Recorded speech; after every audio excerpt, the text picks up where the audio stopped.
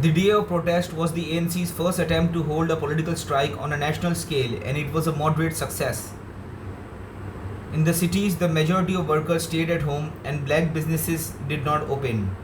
In Bethel, Gert Sibande, who later became president of the Transvaal ANC, led a demonstration of 5,000 people, which received headlines in the major papers across the country.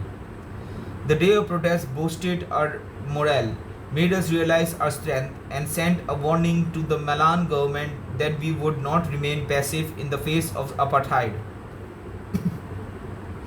26 June has since become a landmark day in the freedom struggle, and within the liberation movement, it is observed as Freedom Day. It was the first time I had taken a significant part in a national campaign, and I felt the exhilaration that springs from the success of a well planned battle against the enemy, and the sense of camaraderie that is born of fighting against formidable odds. The struggle I was learning was all consuming.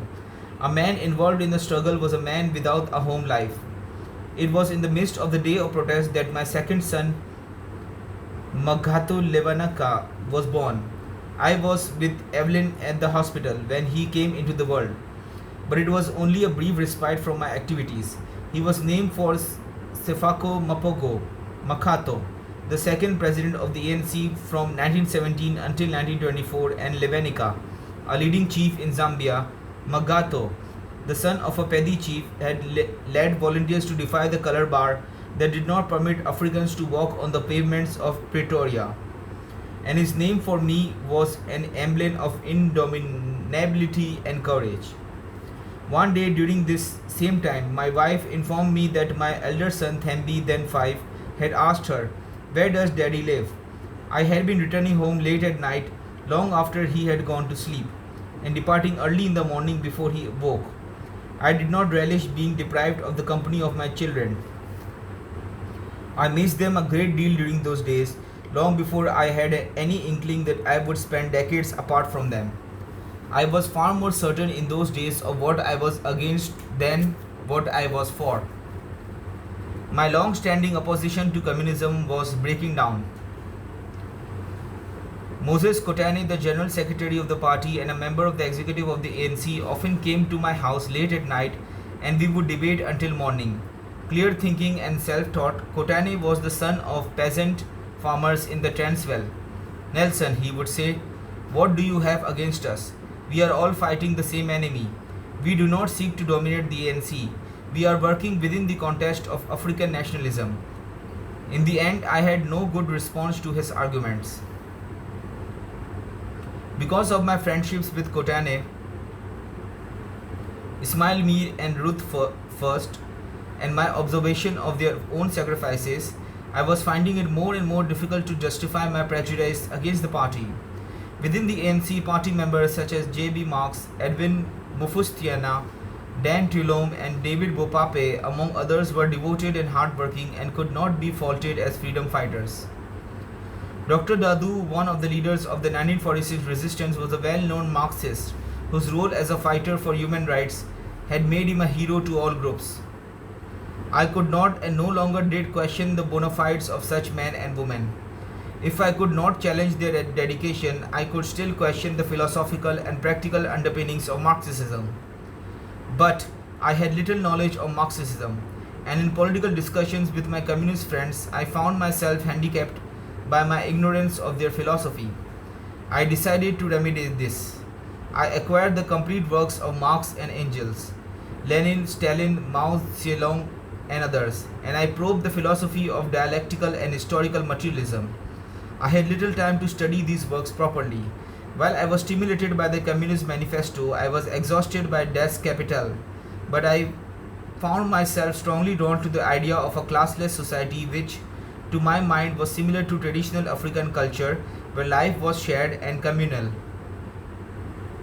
I subscribe to Marx's basic dictum, which has the simplicity and generosity of the golden rule, from each according to his ability to each according to his needs.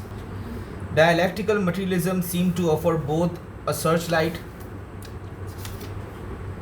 illuminating the dark night of racial oppression and a tool that could be used to end it. It helped me to see the situation other than through the prism of black and white relations.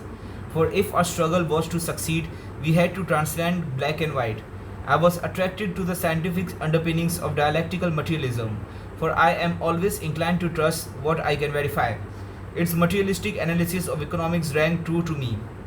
The idea that the value of goods was based on the amount of labor that went into them seemed particularly appropriate for South Africa. The ruling class paid African labor a subsistent wage and then added value to the cost of the goods, which they retained for themselves. Marxism's call to revolutionary action was music to the ears of a freedom fighter. The idea that history progresses through struggle and that change occurs in revolutionary jumps was similarly appealing. In my reading of Marx's works, I found a great deal of information that bore on the types of problems that face a practical politician. Marxist gave serious attention to national liberation movements, and the Soviet Union in particular supported the national struggles of many colonial peoples. This was another reason why I amended my view of communists and accepted the ANC position of welcoming Marxists into its ranks. A friend once asked me how I could reconcile my creed of African nationalism with a belief in dialectical materialism. For me, there was no contradiction.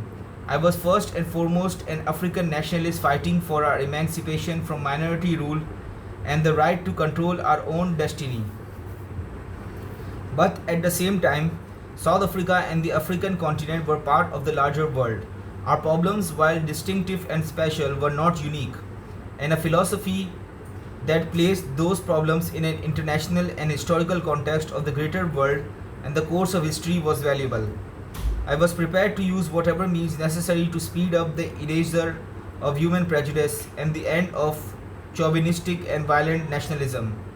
I did not need to become a communist in order to work with them. I found that African nationalists and African communists generally had far more to unite than to divide them. The cynical have always suggested that the communists were using us, but who is to say that we were not using them?